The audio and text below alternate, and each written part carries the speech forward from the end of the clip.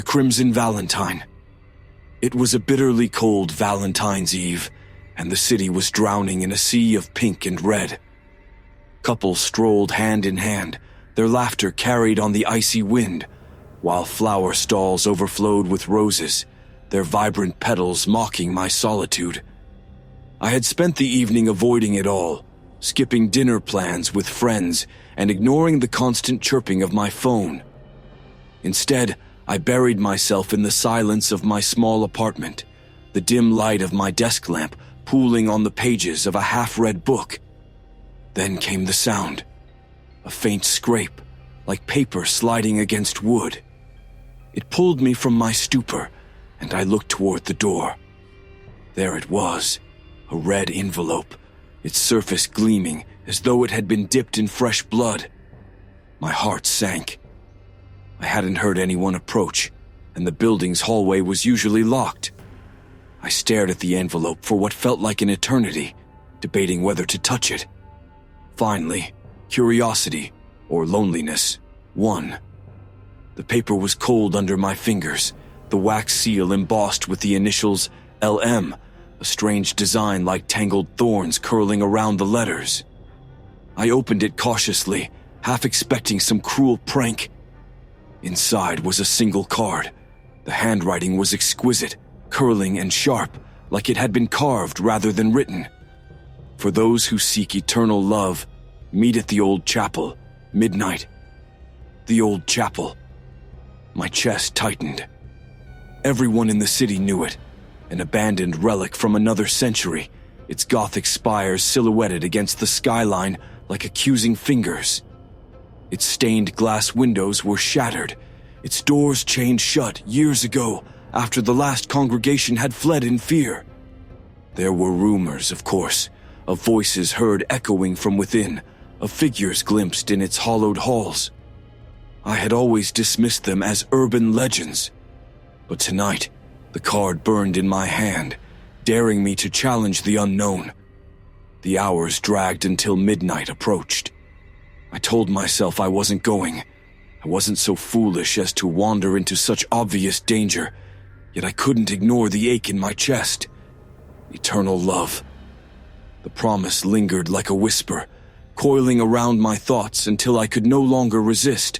By the time I stepped into the night, the city had fallen silent, the revelers retreating indoors. The streets were slick with rain, and the air was thick with the smell of damp stone. My footsteps echoed unnervingly as I neared the edge of the old district, where time itself seemed to have stopped. The chapel loomed ahead, its silhouette imposing against the moonless sky. Candlelight flickered faintly from within, a faint glow in the cracked windows. I hesitated at the threshold, my breath catching as I pushed the heavy door open. The air inside was cold, heavy with the scent of wet stone and decay. Shadows danced wildly along the walls, cast by dozens of candles lining the makeshift altar. Others were there, figures draped in coats and scarves, their faces shadowed and uncertain. None of us spoke, but I could feel the shared tension, a silent agreement that we had all come seeking something we dared not admit. At the center of the altar stood a figure cloaked in crimson, their face obscured by a heavy hood. Their voice, when they spoke, was soft yet commanding, each word carrying an unnatural weight. "You are here because you yearn," the figure said, their gloved hands spreading as if to embrace us all. "Because your hearts are heavy, your lives incomplete. Tonight, I offer you a gift, a bond that transcends mortality." A chill ran down my spine. Part of me wanted to run, to abandon this madness, but I couldn't move. The air itself seemed to pin me in place as the figure produced a bundle of black roses, their petals glinting like polished onyx. The figure stepped closer, their presence oppressive. They handed each of us a rose, the thorns prickling my gloved hand. As I stared at its unnatural beauty, their voice echoed again, low and hypnotic. "Speak the name of your desire into the petals," they instructed. "Let the flower carry your wish to the ether, Love eternal awaits. I hesitated, my throat tightening.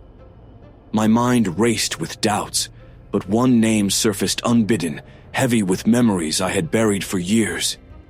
Eleanor. My lips trembled as I whispered it into the velvety black petals. A rush of cold air swept through the chapel, extinguishing half the candles.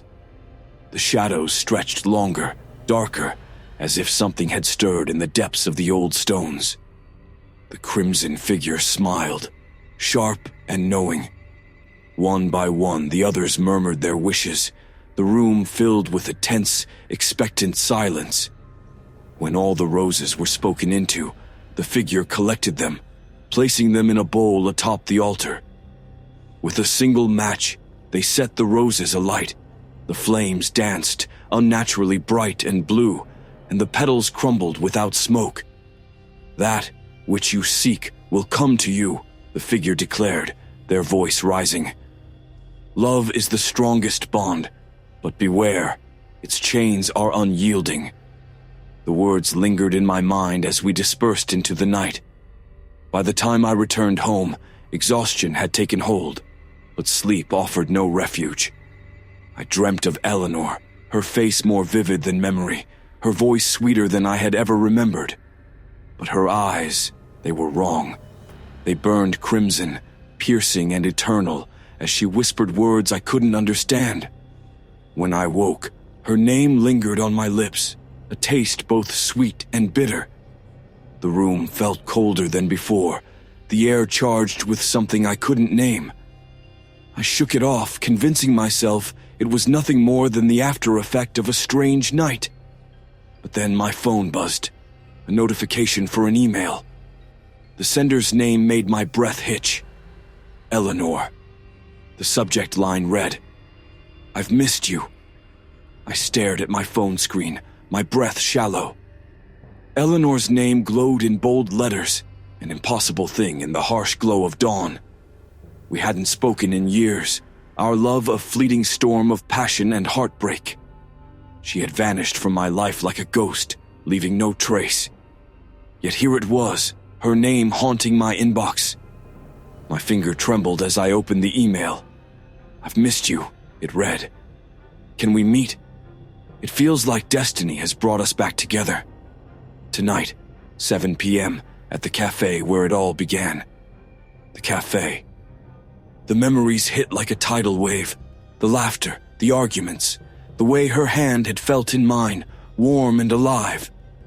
But beneath the flood of nostalgia was something cold, something wrong. How had she found me? Why now? I glanced at the red envelope, still sitting on my desk, its wax seal cracked and meaningless, and I felt a shiver run through me. By evening, my unease had transformed into a gnawing obsession. I had to see her. I dressed mechanically, barely aware of my movements, and headed to the cafe. The city felt strange as I walked.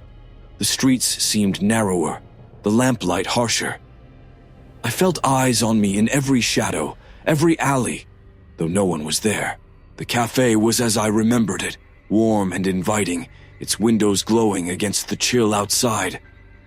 I stepped inside, scanning the room, and there she was, Eleanor. She looked exactly as she had the last time I'd seen her, as if no time had passed. Her auburn hair caught the light, her smile was bright, and her crimson dress clung to her like fire. "It's been so long," she said, standing to embrace me. Her touch was ice cold, yet it sent a jolt through me. We talked for hours, the conversation flowing easily, too easily. It felt rehearsed, as though each word was plucked from a script I couldn't see. She asked about my life, my dreams, my regrets, but gave little of herself in return. Her answers were vague, her gaze intense, her smile never faltering. When we parted, she kissed my cheek, her lips cold against my skin. "I'll see you soon," she whispered, her words like a promise and a threat. That night my dreams were vivid and violent. Eleanor was there, but her form kept shifting, her face twisting into something monstrous, her hands grasping at me with claws that left burning trails.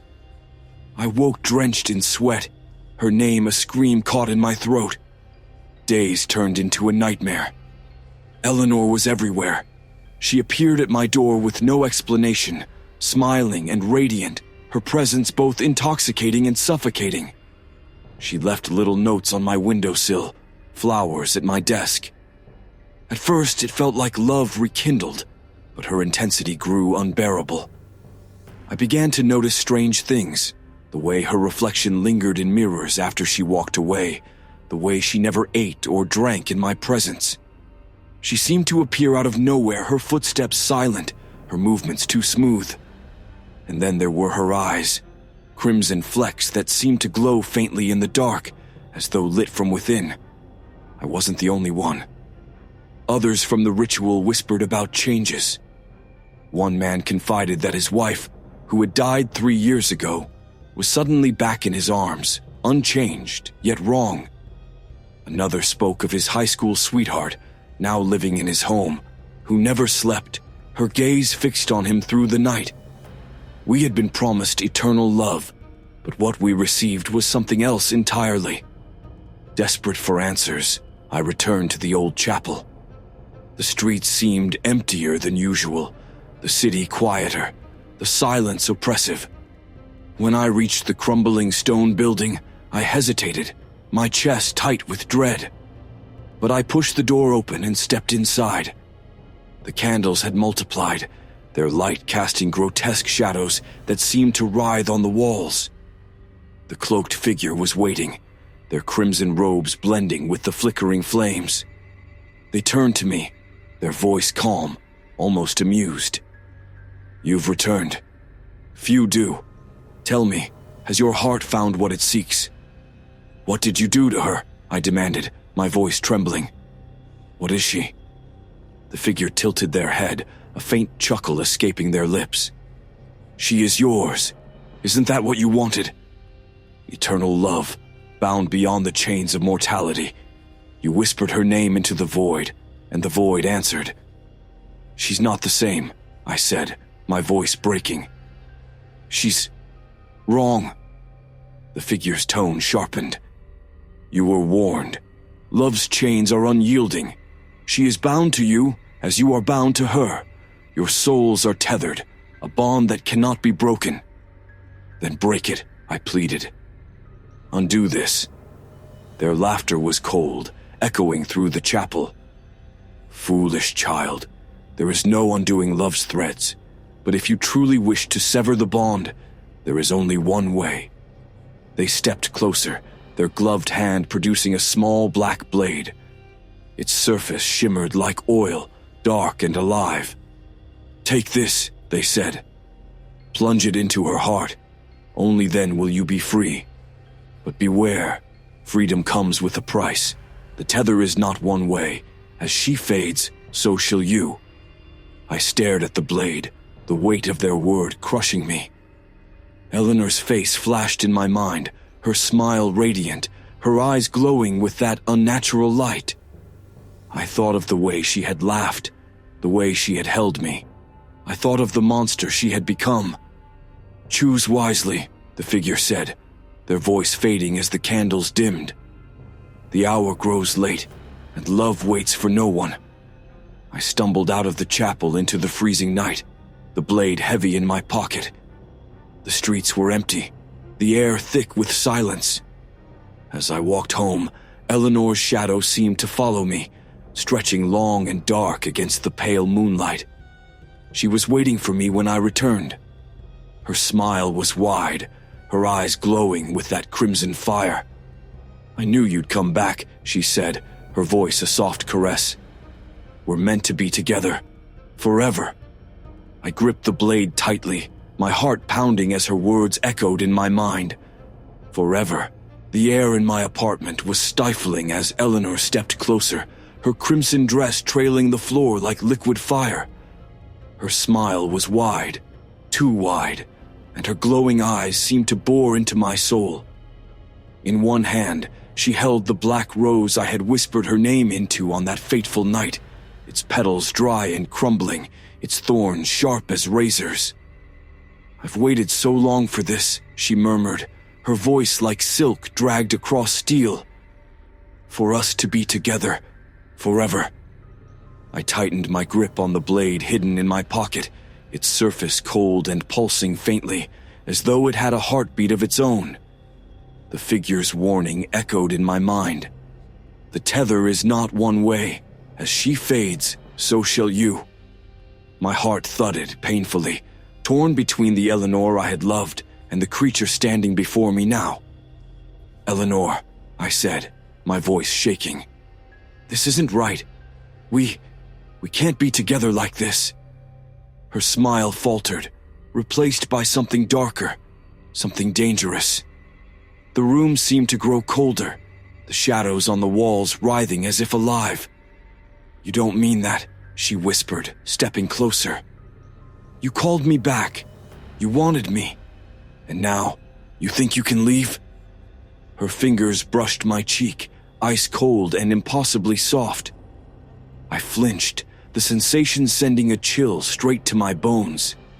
"I've given everything to be here, with you," she continued, her voice trembling with a mix of desperation and rage. "You promised me forever." "I didn't know," I began, but she cut me off with a sudden, bone-chilling laugh. "You didn't know," she spat, her voice rising, echoing unnaturally in the confined space. "You think love is something you can play with, something you can take and discard as you please." The lights flickered violently, and the shadows surged, stretching across the walls like grasping hands. Her face twisted, the features I once adored morphing into something unrecognizable. Her smile widened, splitting her cheeks unnaturally, revealing sharp, blood-red teeth. The air became suffocating, the sound of her voice mingling with a rising cacophony of whispers, low and guttural, coming from nowhere and everywhere. My hands shook as I pulled the blade from my pocket, its black surface shimmering in the dim light. "I'm sorry," I whispered, tears burning my eyes. "I'm so sorry." She froze, her glowing eyes narrowing as they fixed on the blade. Her head tilted unnaturally to one side, and for a moment, she looked almost human again, confused, hurt. "You would do this to me," she whispered, her voice cracking. "After all I've done to be with you?" "I don't have a choice," I said, stepping back as she advanced. The shadows surged forward, wrapping around my legs, my arms, pulling me toward her. Her face was inches from mine now, her breath cold and metallic. "You can't leave me," she hissed. "You belong to me, forever." With a surge of desperation, I drove the blade into her chest. The moment the blade struck, her scream ripped through the room, a sound so inhuman, so piercing, it felt as though it would tear my mind apart. Her body convulsed, the crimson glow of her eyes fading as the shadows recoiled, retreating into the corners of the room. The black rose in her hand burst into ash, its petals scattering in the cold wind that swirled around us. But as she collapsed, so did I. Pain blossomed in my chest, sharp and unrelenting, as though the blade had pierced my heart as well. The tether. I felt it unraveling, pulling at something deep within me, dragging me into the void.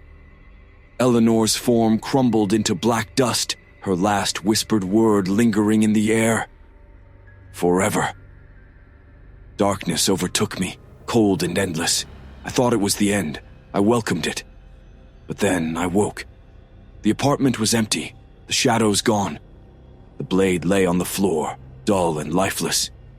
Yet something was wrong. The world felt off. The colors were muted, the air heavy with an unnatural stillness. I moved to the window, looking out onto the city below. There was no one, no cars, no people. Just an empty world, shrouded in an eerie red haze. My reflection stared back at me from the glass, but it wasn't mine. My eyes glowed faintly crimson, and in the distance, I heard her voice, soft and sweet, calling my name. The tether was broken, but I was not free. Love's chains are unyielding, and somewhere Eleanor waits for me.